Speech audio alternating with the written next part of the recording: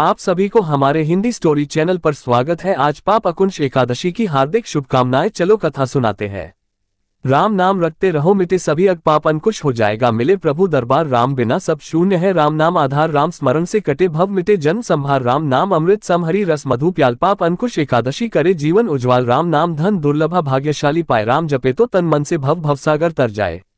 हरे कृष्णा। इसी सुविचार के साथ आप सभी भक्त जनों को पापांकुशा एकादशी की ढेर सारी शुभकामनाएं। आश्विन मास के शुक्ल पक्ष की एकादशी को पापांकुशा एकादशी के नाम से जाना जाता है।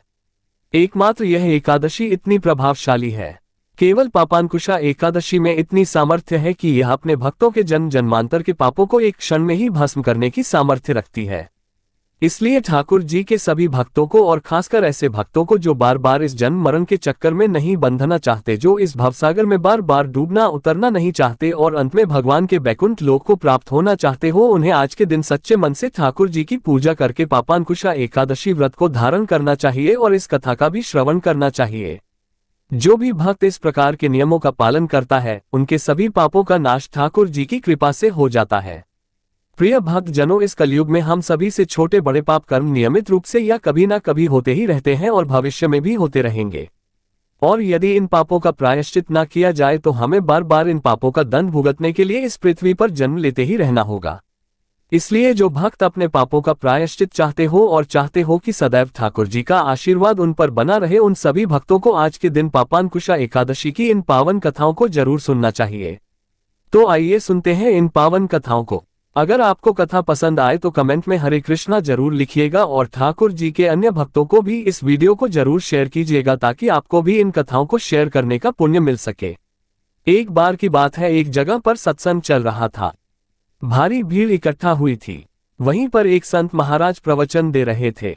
प्रवचन में संत महाराज जी कह रहे थे कि अनजाने में यदि गलती हो तो व्यक्ति को उस बात का आभास नहीं होता, लेकिन पाप तो पाप है। जानबूझकर किया जाए या अनजाने में किया जाए, व्यक्ति को आभास हो या ना हो, उसका दंड तो अवश्य ही भुगतना पड़ता है। इसलिए अतीत में तुमसे जो पाप हो गए हैं उनका प्रायश्चित करो और भविष्य में कभी पाप ना करने का संकल्प लो। इस तरह संत महाराज जी प्रवचन दे रहे थे और आसपास सभी भक्तजन उनके प्रवचन को बड़ी ही श्रद्धा से सुन रहे थे। प्रवचन समाप्त होने के बाद जब सभी लोग वहां से चले गए तो एक व्यक्ति वहां पर था जो थोड़ा सा सकुचाए हुए संत महाराज जी के पास पहुंचा और हाथ जोड़कर संत जी से पूछा, महाराज जी, मैंने प्रवचन तो बहुत ध्यान से सुना, लेकिन अब मेरे मन में एक जिज्ञासा है कि प्रायश्चित करने से पापों से छुटकारा कैसे पाया जा सकता है। आखिरकार क्या प्रायश्चित करने में इतनी शक्ति होती है कि जानबूझकर या अनजाने में किए गए सभी पाप प्रायश्चित करने से नष्ट हो जाते हैं? महाराज जी, मुझे तो इस बात पर बिल्कुल भी विश्वास नहीं होता। तब संत महाराज जी ने उस व्यक्ति को अगले दिन आने के लिए कहा और अगले दिन वह व्यक्ति नियत समय पर आया। तब संत महाराज जी उस व्यक्ति को एक नदी के किनारे पर ले गए। नदी के किनारे पर एक गड्ढा था जिसमें भरा हुआ पानी था जो सड़ रहा था और सड़ांत के कारण उसमें से बदबू आ रही थी। पानी सड़ने के कारण उसमें कीड़े भी चल रहे थे। संत महाराज जी ने उस व्यक्ति को वह सड़ा पानी दिखाया और दिखाकर बोले, भैया, ये पानी देख रहे हो, बताओ यह पानी क्यों सड़ा? पानी तो कभी सड़ता नहीं, लेकिन यह पानी क्यों सड़ा? ये बात मुझे बताओ। व्यक्ति ने पानी को ध्यान से देखा, फिर कहा, स्वामी जी, पानी एक जगह रुका हुआ है। प्रवाह रुकने के कारण यह पानी एक जगह ठहर गया है और इसी कारण ये सड़ रहा है। तब संत महाराज जी कहने लगे, बिल्कुल सही कहा। ठीक ऐसे ही सड़े हुए पानी की तरह सारे पाप भी इकट्ठा हो जाते हैं और वे कष्ट पहुंचाते ही रहते हैं। जिस तरह बारिश का पानी इस सड़े पानी को बहाकर हटा देता है और नदी को पवित्र बना देता है, उसी तरह प्रायश्चित रूपी अमृत वर्षा इन सभी पापों को नष्ट करके मन को पवित्र बना देती है। इससे मन शुभ और अच्छे कर्मों के लिए तैयार हो जाता है। ठीक इसी तरह जब कोई व्यक्ति प्रायश्चित करने का संकल्प लेता है तो उसका मन बदल जाता है और वह व्यक्ति आगे जीवन में कभी वो गलतियां नहीं दोहराता जो उसने अपने पिछले समय में की होती है। इसलिए प्रायश्चित से व्यक्ति का अतीत और भविष्य दोनों ही पवित्र हो जाता है, दोनों ही सुधर जाता है। प्रिय भक्तजनों, अब सुनिए स्कंद पुराण में वर्णित पापांकुशा एकादशी की पौराणिक कथा। आश्विन माह के कृष्ण पक्ष की इंदिरा एकादशी व्रत का महात्म्य सुनने के बाद धर्मराज युधिष्ठिर की जिज्ञासा और बढ़ गई।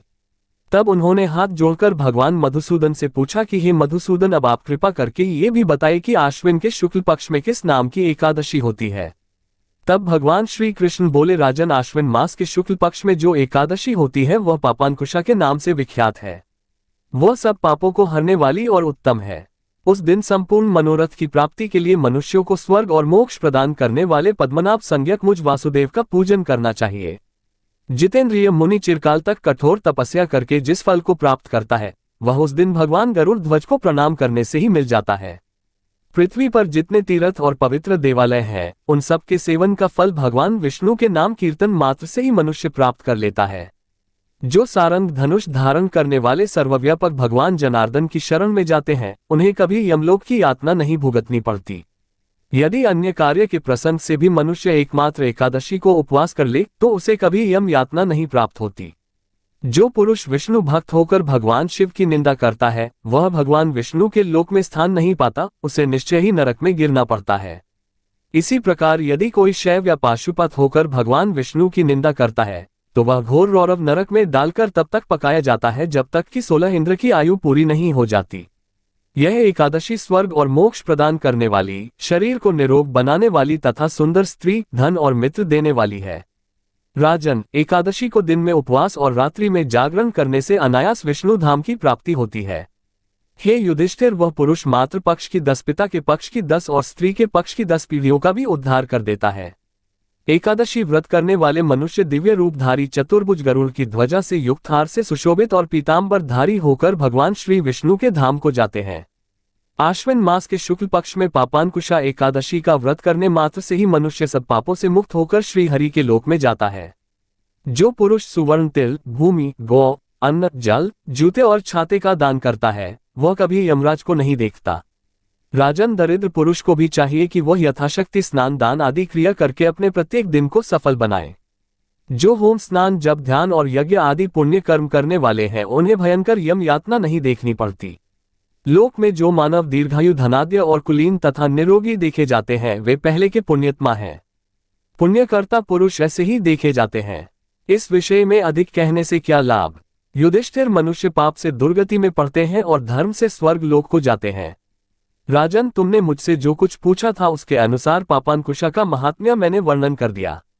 भगवान श्री कृष्ण के मुख से पापांकुशा का महात्म्य सुनकर तब श्रद्धा पूर्वक धर्मराज ने भी इस व्रत का विधि पूर्वक पालन किया, जिसके पुण्य प्रताप से उनके जन्म जन्मांतर के पापों का नाश हुआ और अंत में वे भगवान श्री विष्णु के बैकुंठ लोक को गए। ये पवित्र पापांकुशा एकादशी व्रत का पुण्य प्रताप ही था कि एक बहेलिया जिसने अपने पूरे जीवन में केवल हिंसा की थी, जो बहुत क्रूर और हिंसक था, उसका सारा जीवन एकमात्र पापांकुशा एकादशी के व्रत से बदल गया और उसे जन्म जन्मांतर के पाप से मुक्ति मिल गई। अब इस कथा को भी विस्तार पूर्वक सुनिए। विंध्याचल पर्वत पर क्रोधन नाम का एक बहेलिया रहा करता था। वह बहुत क्रूर और हिंसक था। उसका सारा जीवन हिंसा, लूटपाट, मदिरापान और गलत संगति में ही बीता था। एक दिन अचानक उसे जंगल में तपस्या करते हुए अंगिरा ऋषि मिले। उसने अंगिरा ऋषि से पूछा कि मेरा कर्म बहेलिया का है, इस कारण हे मुनिव, मुझे तो ना जाने कितने ही निरीह पशु पक्षियों को मारना पड़ा है। मैंने जीवन भर पाप कर्म ही किए हैं, इसलिए मुझे तो नरक में ही जाना पड़ेगा। कृपा कर आप मुझे कोई ऐसा उपाय बताइए जिससे मेरे सारे पाप मिट जाए और मोक्ष की प्राप्ति हो सके। निवेदन करने पर महर्षि अंगिरा ने उसे आश्विन शुक्ल की पापांकुशा एकादशी का विधि पूर्वक व्रत करने को कहा। तब महर्षि अंगिरा के द्वारा बताए गए विधान अनुसार उस बहेलिये ने पापांकुशा एकादशी व्रत को विधि विधान से किया। इस व्रत के पुण्य प्रताप से उसके जीवन भर के सभी पाप नष्ट हो गए और जीवन के अंतिम क्षणों में उसे श्री हरि की कृपा से मोक्ष की प्राप्ति भी हो गई। इस प्रकार यदि पापी से पापी व्यक्ति भी अपने पापों का प्रायश्चित करते हुए पापांकुशा एकादशी का व्रत करता है और इस कथा का श्रवण करता है, भगवान श्री हरि की कृपा से उसके सभी पाप कट जाते हैं। जिस प्रकार से बहेलिये को उसके सभी पापों से मुक्ति मिली, इसी प्रकार ही श्री हरि सभी को उनके पापों से मुक्ति दिलाकर अपने बैकुंठ लोक में वास देना। प्रेम से बोलिए श्री लक्ष्मी नारायण भगवान की जय, श्री कृष्ण भगवान की जय। एक बार भगवान श्री लक्ष्मी नारायण और माता लक्ष्मी ने अपने भक्तों की भक्ति देखने के लिए धरती लोक पर जाने का निश्चय किया। बस फिर क्या था, भगवान लक्ष्मीनारायण जी ने तो एक वृद्ध पुरुष का रूप धारण कर लिया और माता लक्ष्मी ने एक अत्यंत दीनहीन वृद्धा स्त्री का रूप धारण किया और भगवान लक्ष्मी नारायण और माता लक्ष्मी इसी रूप में धरती लोक पर आ गए। एक धनी सेठ के द्वार पर जाकर वे उसका फाटक खटखटाने लगे तो दरवाजा खोलकर सेठ ने देखा कि उसके द्वार पर तो कीचड़ मिट्टी से सने हुए दो अत्यंत वृद्ध स्त्री और पुरुष खड़े हुए हैं। तो वह क्रोध करके उन पर बिगड़ता हुआ बोला, अरे कीचड़ मिट्टी से सने पांव से तुमने मेरे सारे आंगन में मिट्टी फैला दी। चलो जाओ यहाँ से। तब वे दोनों हाथ जोड़कर सेठ जी से कहने लगे, सेठ जी इतनी रात में हम दोनों कहाँ जाएं? वृद्धा जो कि माता लक्ष्मी थी सेठ जी से गिड़गिड़ाकर कहने लगी, सेठ जी ठंड के मारे हमारे प्राण निकल रहे हैं, रात भर ठहरने की थोड़ी जगह दे दो। लेकिन सेठ जी ने तो द्वार बंद कर लिया।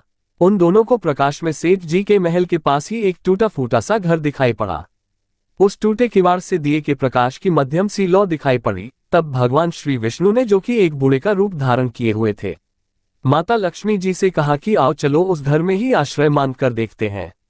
तब माता लक्ष्मी ने कहा कि जब इतने बड़े सेठ ने अपने यहाँ स्थान नहीं दिया तो फिर भला ये कंगाल ये निर्धन क्या देंगे, और अगर ठहरने को जगह मिल भी गई तो रात भर में बिना ओढ़ने बिछोने के इन फटे भीगे कपड़ों में तो हमारे प्राण ही निकल जाएंगे। तब भगवान श्री लक्ष्मीनारायण जी बोले कि कुछ भी हो मुझसे तो अब बिल्कुल नहीं चला जाता। ऐसा कहते ही उन्होंने आगे बढ़कर उस टूटे फूटे द्वार को खटखटाया।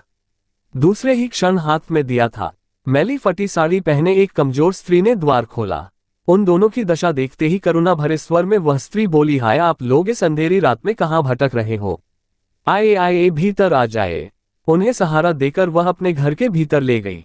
छोटी सी कोठरी में दो टूटी फूटी चारपायां पड़ी थी। उन्हीं में से एक एक को खाली करके वह स्त्री उन दोनों वृद्ध स्त्री पुरुषों से बैठने के लिए कहने लगी।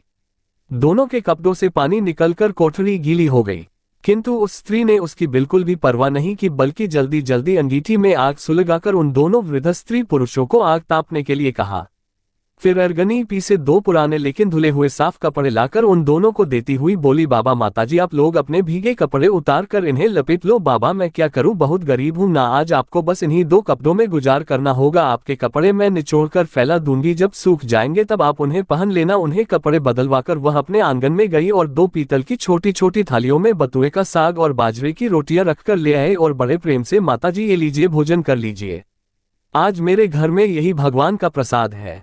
लेकिन माताजी मुझे बहुत दुख हो रहा है कि ना तो मेरे घर में घी है, ना दूध है, ना चीनी है, आपको बस यही रूखा सूखा भोजन करना होगा। तब वह वृद्धा स्त्री बोली, कोई बात नहीं बेटी, हमें तो ये भोजन बड़ा स्वादिष्ट लगा। ऐसा वे दोनों खाते हुए बोले। थोड़ी ही देर में उस स्त्री का पति भी आ गया। वह बेचारा भी काम की तलाश में दिन भर भटक भटक कर अब थका मारा घर लौटा था। पत्नी ने अतिथियों को भोजन खिला देने के बाद चुपके से द्वार पर ही अपने पति को सारी बात बता दी। सुनकर उसका पति भी बड़ा प्रसन्न हुआ। फिर दोनों ने अपना बिछौना उन दोनों वृद्धों को देकर उन्हें तो चारपाई पर सुला दिया और खुद दोनों एक फटा टाट ओढ़कर धरती पर लेट गए। सुबह होते ही जब बारिश बंद हो गई और वे दोनों वृद्ध स्त्री पुरुष जाने लगे, तब स्त्री ने उन्हें हाथ जोड़कर सूरज निकलने तक रोका। फिर घर में जो कुछ चने पड़े हुए थे उन्हें पीसकर आटा गुथा रोटियां बनाई, उनके लिए रास्ते में खाने के लिए बांध भी दी और बोली, माताजी हम बहुत निर्धन हैं, इसी से जैसी सेवा करनी चाहिए थी वैसी तो मैं बिल्कुल भी नहीं कर सकी, आशा है आप हमें क्षमा कर देंगे। बूढ़ी स्त्री अर्थात माता लक्ष्मी ने उत्तर दिया, बेटी हम गरीबों की जो सेवा तुमने की है उसका फल तुम्हें भगवान अवश्य देंगे। आज तू जो भी चीज को छुएगी वह दिन भर खाली नहीं होगी। ऐसा कहकर वृद्ध रूपधारी भगवान लक्ष्मीनारायण और माता लक्ष्मी जी तो वहां से चले गए। अब उस स्त्री को अपनी बथुए की हांडी को साफ करने की याद आई, तो रसोई में जाकर जैसे ही उसने हांडी उठाई तो देखकर उसकी आंखें आश्चर्य से खुली की खुली रह गई। उस हांडी में अशफियां भरी हुई थी। अब तो उसने उसे उलट कर रखा तो वह दोबारा भर गई। जैसे ही वह स्त्री उन अशफियों को हांडी से निकालकर एक तरफ रख दी कि वह हांडी दोबारा से अशफियों से भर जाती है। ऐसा करते करते दिन भर में उसकी कोठरी अशफियों से भर गई। बस फिर तो उसके पति ने उन अशफियों को बेचकर बढ़िया सा घर ले लिया, एक कपड़े की दुकान खोल ली, घोड़ा गाड़ी खरीद ली और वे अब बड़े सुख से रहने लगे। उधर उस सेठ को जब ये पता चला कि उसके निर्धन पड़ोसी एक रात में ही अमीर हो गए हैं तो उसने उस स्त्री और उसके पति को बुलाकर सारी बात पूछी। स्त्री बड़ी भोली भाली थी, उसने बड़ी सरलता से सारी बात सेठ को बता दी। अब तो सेठ और सेठानी को रात दिन यही चिंता रहने लगी कि किसी प्रकार वे करामाती वृद्ध स्त्री पुरुष मिल जाए तो वे भी घर भरकर अशफियां प्राप्त कर ले। भगवान तो सब लोगों के मन की बात जान ही लेते हैं। एक रात जब बहुत जोर की बारिश हो रही थी, ओले भी गिर रहे थे, तब वही वृद्ध स्त्री पुरुष यानी कि भगवान श्री लक्ष्मीनारायण और माता लक्ष्मी जी फिर उसी सेठ के द्वार पर पहुंच गए और दरवाजा खटखटाने लगे। खटखटाहट सुनते ही सेठ जी ने बिजली के प्रकाश में से झांककर उन दोनों को पहचान लिया और जल्दी जल्दी सेठानी को उन्हें लेने के लिए भेजा। बिजली बुझाकर एक दिया हाथ में लेकर सेठानी बाहर आए और झूठी ममता दिखाकर बोली, हाय हाय बाबा, तुम कहाँ भटक रहे हो, आओ अंदर आ जाओ। फिर घर की सबसे टूटी फूटी चारपाई पर उन्हें बिठा दिया। घर में बहुत सारे गर्म कपड़े होते हुए भी वह उनके लिए जानबूझकर 2 फटे पुराने वस्त्र लेकर आए और बोली, बाबा घर में इस समय बस यही है। फिर उनसे बिना पूछे ही घर की सबसे घिसी पुरानी थालियों में बतुए का शाक और बाजरे की रोटी भी ले आए। ओढ़ने को 2 फटे कंबल भी कहीं से मांगकर दे दिए। फिर सेठ सेठानी भी उसी कमरे में गद्दा बिछाकर धरती पर लेट गए। सुबह अंधेरे होते ही जब वे दोनों वृद्ध स्त्री पुरुष वहां से जाने लगे तो सेठानी ने चने पीसकर रोटी बनाई और उनके लिए बांध दी और बोली, माता हम बड़े दरिद्र हैं, आपकी बिल्कुल भी सेवा नहीं कर पाए, आशा है आप हमें क्षमा कर देंगी। तब वृद्धा रूपधारी माता लक्ष्मी जी ने कहा, बेटी जैसी सेवा तूने की उसका फल तुझे भगवान अवश्य देगा। हाँ, आज तू जिस भी काम को अपने हाथ में लेगी वह दिन भर समाप्त नहीं होगा। उन दोनों के जाते ही सेठ सेठानी में झगड़ा हो गया। सेठ चाहता था कि बथुए की हांडी मैं खोलूं और सेठानी चाहती थी कि मैं खोलूं। अंत में दोनों ने एक साथ हांडी पकड़ी और अपनी अपनी तरफ खींचने लगी। इसी छीना झपटी में हांडी टूट गई और कमरे में बथुआ ही बथुआ बिखर गया। सेठानी झाड़ू लेकर कमरा धोने लगी। जब वह कमरा साफ करती तुरंत ही कमरे में बहुत सारा और बथुआ बिखर जाता। सुबह से शाम हो गई और सेठानी हाथ में झाड़ू लेकर कमरा साफ करती रही। इसलिए सच ही कहा है कि जिसकी जैसी नियत होती है भगवान उसे वैसा ही फल देते हैं। जय श्री कृष्णा। ये थी आज की कथा।